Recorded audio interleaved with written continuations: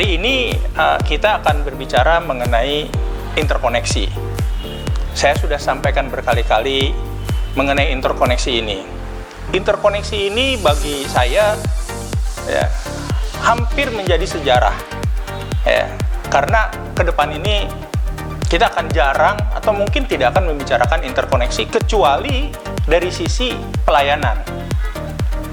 Jadi yang pertama, kalau kita lihat dari sisi interkoneksi, kita lihat dari dimensi pelanggan. Mengapa pelanggan? Karena kita di sini ada untuk melayani pelanggan tentunya.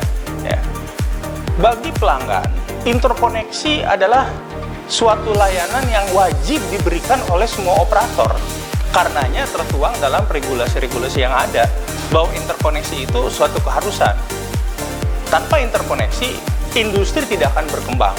Tanpa interkoneksi, perusahaan-perusahaan tidak akan berkembang. Mungkin berkembang sendiri, tapi pastinya akan berkembang lebih cepat kalau ada interkoneksi. Jadi memang interkoneksi ini harus kita lihat nomor satu adalah dari sisi kewajiban kita, semua operator memberikan layanan interkoneksi untuk kepentingan masyarakat, kepentingan pelanggan, maupun kepentingan industri itu sendiri. Itu yang pertama. Yang kedua, dari sisi bisnis. Sesungguhnya interkoneksi itu adalah business arrangement, B2B, bergantung kepada masing-masing operator yang mau berinterkoneksi. Mengapa? Karena struktur jaringannya, desainnya, rancangannya berbeda-beda, infrastruktur yang diadakan juga berbeda-beda, capital expenditure-nya juga berbeda-beda, banyak dimensi yang berbeda-beda. Sesungguhnya interkoneksi itu adalah B2B. Sekali lagi saya sampaikan B2B, artinya perhitungan bisnis dari masing-masing operator. Namun demikian, kalau kita kembali kepada yang pertama, bahwa layanan interkoneksi itu adalah kewajiban bagi operator dan hak bagi pelanggan, tidak boleh B2B arrangement ini menjadi penghalang adanya interkoneksi, adanya physical interconnection, adanya technical interconnection. Karenanya kalau kita lihat sekarang kecenderungan ada operator yang sudahlah, kita tidak perlu lagi ada B2B arrangement. Mengapa? Barangkali untuk mengadakan billing interconnection-nya saja itu lebih mahal, jauh lebih tinggi dibanding pendapatan interkoneksi maupun biaya interkoneksi. Net revenue-nya itu makin lama makin menurun. Bahkan kecenderungannya itu menurun dari waktu ke waktu. Mengapa? Karena dari sisi business arrangement ini ada yang mungkin istilahnya all you can eat. Ya sudahlah, yang penting berapapun yang masuk traffic ke saya, bayarnya fix. Ada juga yang udah sender keep all. Kalau saya terima, saya nggak usah dibayar, tapi kalau saya mengirim, saya juga tidak membayar. Itu betul-betul pure arrangement, pure business arrangement. Sedangkan secara teknis kembali kepada rule yang pertama, bahwa interkoneksi adalah hak daripada pelanggan, hak masyarakat, dan kita harus jaga quality of service-nya. Jadi kalau kita lihat industri sekarang pun dari sisi pendapatan interkoneksi, kalau dulu masih mendominasi double digit, sekarang mungkin netnya ada yang negatif. Negatif itu dalam artian saya membayar lebih besar daripada saya menerima interconnection fee. Jadi saya negatif, tidak menjadi masalah selama memang meningkatkan profitabilitas dari PNL dari operator yang bersangkutan. Mungkin sekarang hanya tinggal single digit pun mungkin ada cuman 1%, 2%, atau paling banyak mungkin 4%. Itu kalau dihitung revenue maupun cost, jadi dua-duanya. Tapi kalau net mungkin hanya sekitar 2%. 2% dari total revenue, dari gross revenue udah nggak ada artinya gitu loh dari sisi bisnis. Jadi kembali nomor 2, bahwa interkoneksi itu adalah business arrangement, tergantung operatornya. Hanya kalau tidak terjadi kesepakatan bisnis, pemerintah menetapkan rujukan. Disitulah sebetulnya peran pemerintah. Jadi kalau semuanya operator silahkan aja, nggak perlu pemerintah. Pemerintah hanya memberikan kembali koridor, yaitu biaya interkoneksi yang dihitung, yang pada umumnya dilakukan direview setiap 2 tahun sekali. Memang pada saat mereview kepentingannya banyak, tapi pemerintah, saya pastikan kepentingan pemerintah dalam interkoneksi adalah kepentingan pelanggan. dan kepentingan bagaimana membuat industri yang sehat, industri yang sustainable. Itu nomor 2. Kita lihat dimensi yang lain dari interkoneksi adalah dari technical aspect. Sebelumnya sampai sekarang kita masih menggunakan interkoneksi dari sisi bisnis, dari sisi teknis mungkin masih ada yang menggunakan circuit switch. Jadi kita masih bisa dibagilah berapa kos saya, berapa kos Anda, kemudian kira-kira direfleksikan dalam bentuk biaya interkoneksi. Tapi dengan makin berkembangnya data, beralihnya kita semua ke IP switch, bagaimana kita interkoneksi ke depan? Saya sampaikan mungkin saya perkirakan 5 tahun lagi kita tidak akan pernah membicarakan lagi interkoneksi. Karena dalam dunia data, yaitu calling party pace, ya, call party pace. Sekarang begini, kalau kita menggunakan katakanlah OTT apapun, WhatsApp, ya, yang saya akses, saya bayar, saya menerima juga bayar masing-masing kepada operator. Jadi interkoneksinya itu lebih hanya fokus kepada technical interconnection, bagaimana kita menata ke depan. Apakah kita mau semuanya data itu diatur lagi interkoneksi dalam konteks bisnisnya? Saya rasa tidak, karena masing-masing pihak yang mengirim maupun yang menerima semua juga bayar. Persepsi publik bahwa kita menelpon menggunakan WhatsApp, ya, atau nanti voice over LTE, semuanya itu gratis. Sebenarnya tidak gratis, yang nelpon bayar, yang menerima telepon juga bayar, karena masing-masing menggunakan infrastruktur datanya, tergantung paketnya masing-masing.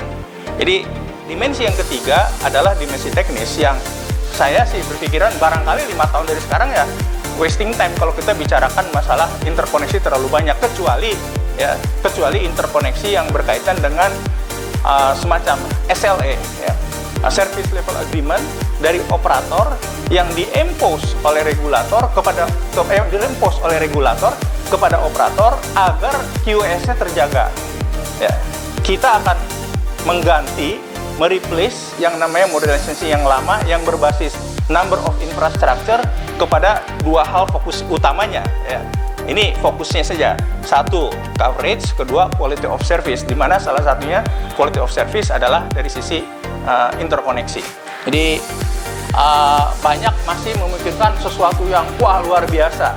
Saya melihatnya bahwa dalam waktu 5 tahun barangkali kita nggak akan lagi bicara interkoneksi, karena apa? Sekarang praktis sudah interkoneksi menurun, dan ini kesempatan menurut saya terakhir sebelum kita tidak membicarakan interkoneksi.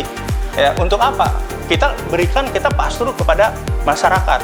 Setelah beberapa tahun lalu interkoneksi direview turun Rp1 per menitnya, tergantung call skenario tentunya ya. Tapi kalau ke depannya mumpung kita bahagiakan masyarakat, tingkatan affordability, tingkatan efisiensi perusahaan, fokus kepada pelayanan. Nah, disitulah kita lakukan barangkali sebelum tidak ada lagi interkoneksi bisnis, ya, kecuali yang tadi saya sampaikan, hanya untuk memenuhi kewajiban kepada pelanggan, dan secara teknis, secara komersil kita slash. Itu kenapa pemerintah memikirkan, ya sudah, kita pass through saja benefitnya ini, manfaatnya ini kepada pelanggan. Ya. Itu dimensi yang ketiga. Dimensi yang keempat adalah bagaimana kita menjaga industri sustainability dengan memainkan variabel interkoneksi selama kita bisa manfaatkan, yang waktunya tinggal pendek. Tujuan pemerintah adalah industri yang sustainable. Industri yang sustainable harus dilihat juga dari sisi pelanggan, industri yang pelayanannya, harganya affordable. Affordable itu bukan murah-murahan. Kalau murah-murahan sampai gratis, nanti bagaimana dengan kelangsungan hidup operator tentunya. Tapi affordable. Affordabilitas ini hanya bisa kita lakukan kalau industri kita makin lama makin efisien.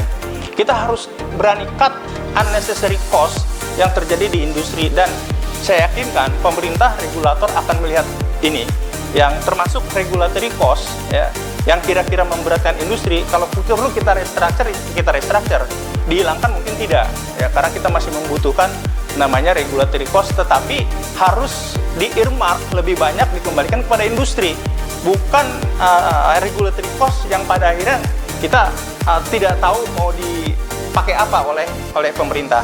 Tentu semua untuk mendukung APBN, tetapi akan lebih baik lagi kalau regulatory cost yang dibebankan kepada operator kepada industri, kepada masyarakat, kita kembalikan kepada masyarakat, terutama dalam bentuk USO, Universal Service Obligation. Disinilah kita bisa berharap makin lama industri kita makin efisien. Bukan murah-murahan, tetapi affordability bagi masyarakat, karena sejalan dengan peningkatan daya beli masyarakat. Jadi saya himbau, ya, saya minta kalau perlu nanti diregulasi bahwa semuanya ujungnya adalah industri yang sustainable, industri yang efisien. Kita chop unnecessary cost dari regulatory cost dan dari industri, dari operator. Dan memang di beberapa negara memang agak tough gitu ya. Tetapi kalau memang itu untuk kepentingan masyarakat, pemerintah akan melakukannya. Terakhir adalah dari efisiensi industri itu sendiri, di mana tadi saya sampaikan fokusnya ke depan pemerintah itu hanya melihat kewajiban operator, kewajiban dari para players di industri, fokus kepada coverage, kepada quality of service.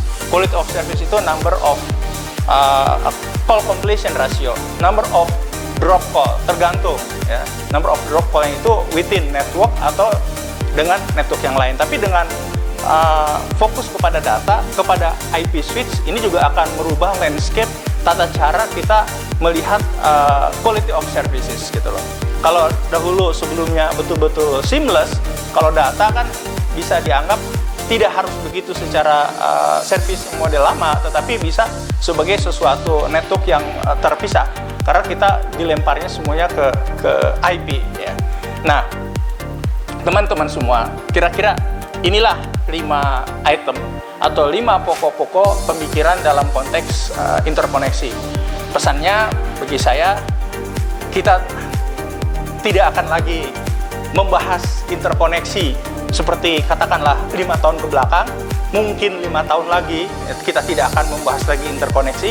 Apa yang mau dibahas? Kecuali ya hak kita, ya, hak pelanggan yang harus kita berikan, ya, baik secara teknis maupun secara komersial, ya, tetapi bukan komersial antar operator, ya komersial kepada pelanggannya.